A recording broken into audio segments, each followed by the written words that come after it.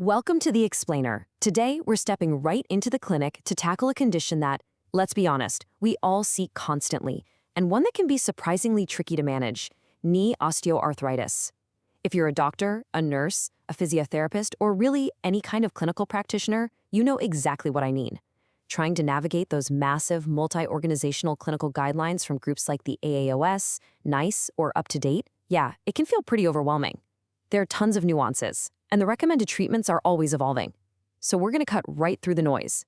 We'll distill these guidelines into a really clear, dynamic, and evidence-based clinical journey, taking us all the way from that very first patient consultation, right up to the point of surgical referral. Now, to put things in perspective, the sheer scale of this challenge is honestly staggering. We're talking about an estimated 32.5 million adults in the US alone suffering from symptomatic knee osteoarthritis. That is roughly 14% of the adult population. And here's a crucial demographic point we can't ignore. Women actually make up 78% of these diagnosed cases, so the burden here is just massive. It leads to millions of clinic visits and causes significant daily functional limitations that really threaten our patients' independence. Ultimately, our absolute top priorities are reducing their pain, preserving their function, and delaying that disease progression for as long as humanly possible.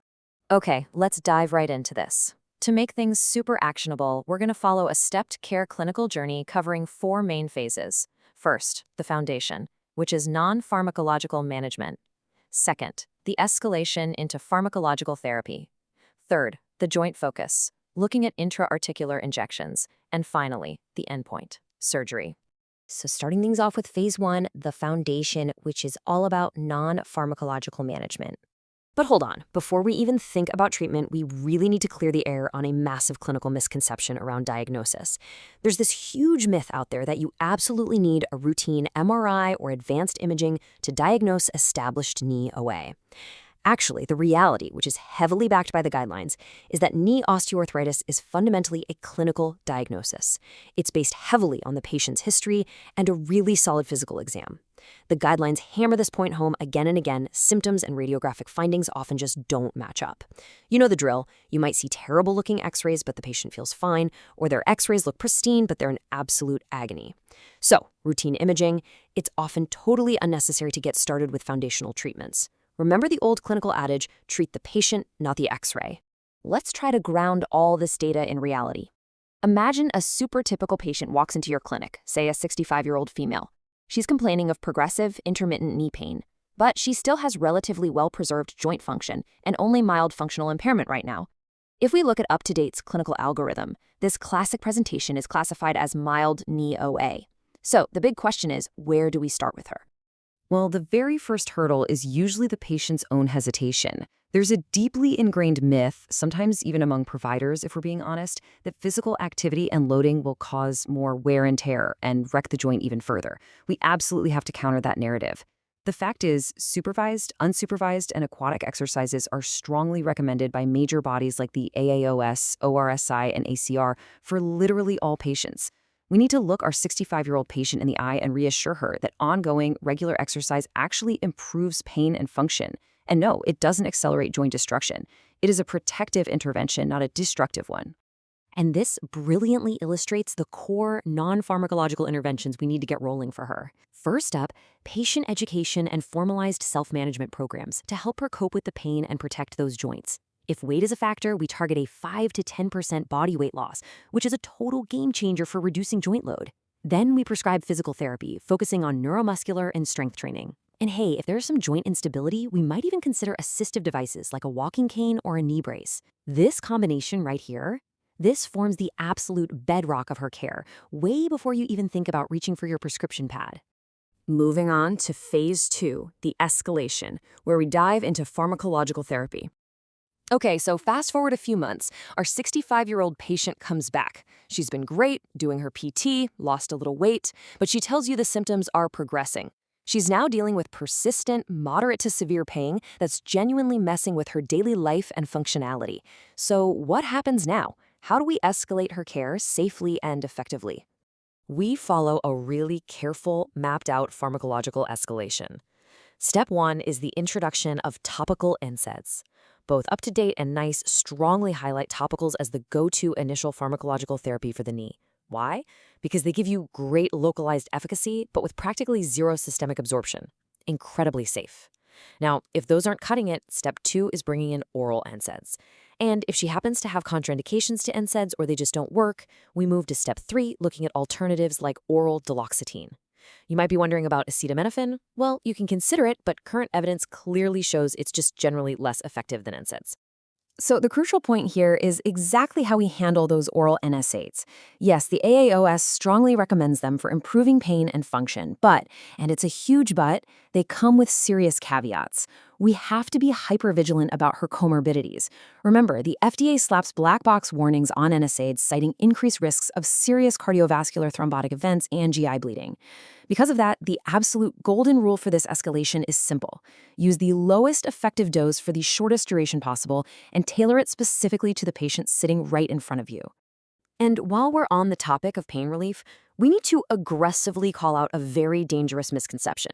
The idea that opioids are some necessary fallback when OA pain gets severe. The clinical reality is completely the opposite.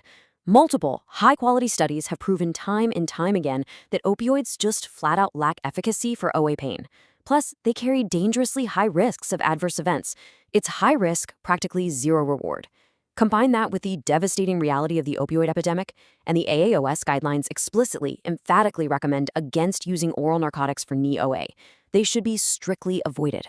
All right, let's transition to phase 3, navigating intra-articular injections. Now, what's really interesting here is when we compare these injectable therapies side by side. The guidelines actually give us a ton of clarity on a topic that can often be confusing. Corticosteroids, they're noted as providing short-term relief, making them perfect for knocking down an acute pain flare. Hyaluronic acid, or HA, well, the AAOS has actually downgraded it, so it's not recommended for routine use anymore, although up-to-date notes it might be considered in very select cases. And then there's platelet-rich plasma, or PRP. Right now, it's sitting on pretty limited, low to moderate quality evidence. Let's break these down a bit more closely. Intra-articular corticosteroids are an undeniable staple in our clinics, right? If our 65-year-old patient comes in with a severe, acute flare-up of pain, a steroid injection can be a total lifesaver. The AAOS officially notes they could provide symptomatic relief. But listen, the patient counseling right at this moment is absolutely vital. We have to be brutally honest with them. Yes, steroids reduce inflammation and pain in the short term, but they absolutely do not alter the long-term structural progression of the disease. It is a temporary bridge, not a cure. The nuances around hyaluronic acid and PRP require a lot more careful clinical judgment. With HA, trial evidence is incredibly variable, which is exactly why the AAOS specifically recommends against using it routinely. And with PRP, look, some studies do show it might reduce pain and improve function, but the AAOS still grades the overall evidence as limited. The biggest roadblock right now is just a total lack of standardization in how PRP is prepared across different studies. It's kind of the Wild West. So if you're going to utilize PRP, you really need to recognize it as an evolving therapy that needs a lot more rigorous research and very, very selective patient application. And finally, phase 4, the end point, which is surgery. Let's see how this builds to the final end point. If our patient comes back and her symptoms are just completely refractory and disabling, like she can barely walk without severe pain, her daily life is a struggle, and we've already totally exhausted every piece of comprehensive non-surgical management, then yeah, that is your clear, flashing green light for an orthopedic referral. At this stage, surgical management, whether that's a unicompartmental arthroplasty or a full-on total knee replacement, really becomes the only viable option left to restore her quality of life. But, regardless of whether a patient is at stage 1 or stage 4, the AAOS guidelines remind us of our ultimate directive here. The aim of treatment is to provide pain relief and improve the patient's functioning, accomplished through collaboration between patient and physician. I absolutely love that quote. It perfectly sums up the absolute necessity of a patient-centered shared decision-making model. We're not robots just ticking boxes on a pharmaceutical checklist, right? We have to treat the whole person, manage their other comorbidities, address how they psychologically cope with pain, and tailor every single treatment to their actual life goals.